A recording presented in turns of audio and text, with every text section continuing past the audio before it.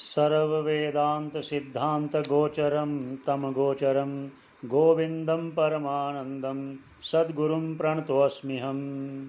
ओम शांति शांति शांति।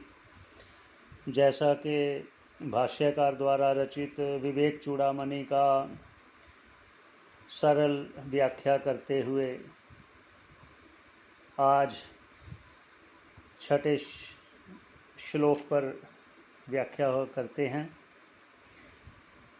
भगवान की असीम कृपा से, गुरुजनों के आशीर्वाद से शुरू करते हैं। वदन्तु शास्त्राणि यजन्तु देवान् कुर्वन्तु कर्माणि भजन्तु देवताः आत्मैक्यबोधेन विना विमुक्तिः ना सिद्ध्यति ब्रह्म शतान्तरे अपि। ये छठा श्लोक है। तो भगवान भाष्यकार जी ने बड़े सुंदर शब्दों में समझाया है कि वदन्तु शास्त्राणि, शास्त्रों का अध्ययन करने वाला, व्याख्या करने वाला कितना भी निपुण क्यों ना हो, और यजन्तु देवान, और देवताओं का यजन करने वाला भी हो। ये वेदों में कर्म का विधान किया गया है। कर्म का विधान किया गया है आत्म की शुद्धि के लिए। पर अगर हम कर्म किसी फल की इच्छा को लेकर करते हैं तो वो फल तक ही सीमित रहेगा। फल का भोग करने के बाद वो समाप्त हो जाएगा। तो आगे समझाएंगे भाष्यकार स्वयं कि कर्म करना चाहिए या नहीं करना चाहिए। आगे कहते हैं कुर्वन्तु कर्माणि, कर्म भी जो करते हैं तो फल की इच्छा ना कर जो करते हैं, ईश्वर अर्पित बुद्धि से करते हैं, वो उनको लाभ मिलेगा, अवश्य मिलेगा। तो शास्त्रों में ये भी कहा गया है कुर्वन्तु कर्माणि, जो कर्म करते हैं उनके लिए कहते हैं कर्मणा बध्यते जंतु, कर्मों से तो बंधन प्राप्त होता है। पर ये ग्रंथ तो सर्व अनर्थ की निवृत्ति के लिए है, बंधनों से छुटकारा है, छुटकारा पाने के लिए है, मोक्ष प्राप्ति के लिए है। तो फिर ये कहने का इनका तात्पर्य क्या है? कुर्वन्तु कर्माणि, ये आगे स्वयं कहेंगे भाष्यकार। भजन्तु देवता, और देवताओं का भजन भी करते हैं, पर इतने मात्र से वो लाभ नहीं होगा, मोक्ष की प्राप्ति नहीं होगी। तो फिर क्या होगा? मोक्ष प्राप्ति के लिए योग्यता प्राप्त होगी। ऐसा करने से निष्काम देवताओं का भजन, देवताओं का यजन, शास्त्रों का पठन पाठन और कर्मों का बिना फल की इच्छा के करना, इससे अंतःकरण शुद्ध होगा। भगवान स्वयं कह रहे हैं गीता में, अनेक जन्म संसिद्धिस ततो याति पराम गतिम।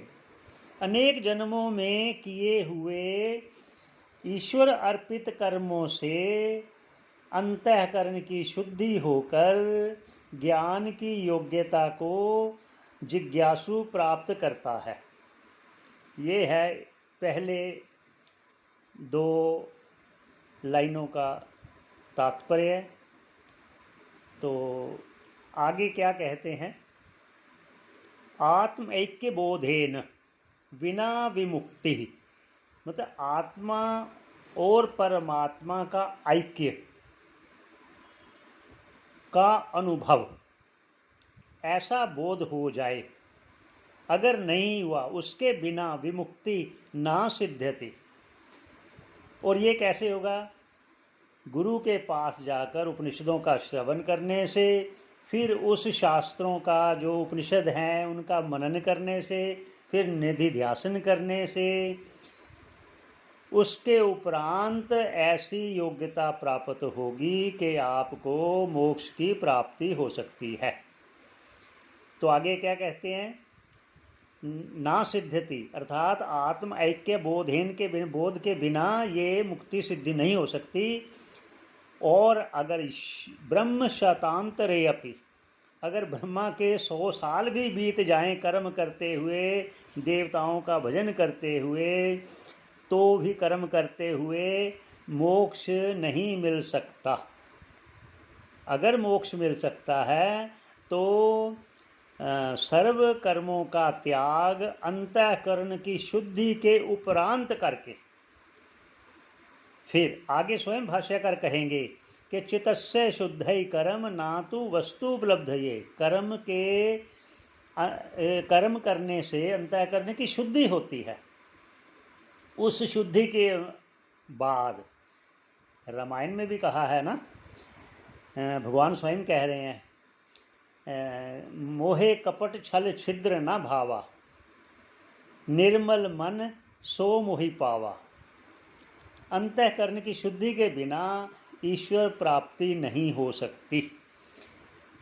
और भी यहाँ कहते हैं कि जो भजन करना है देवताओं का, वो भी वेदों में निश्चित किया गया है कि गणपति, गिरिपति, रघुपति, गिरिजा और दिनेश, इनके भजन से, निष्काम भजन से अंतःकरण की शुद्धि होती है, अन्य देवताओं का नहीं।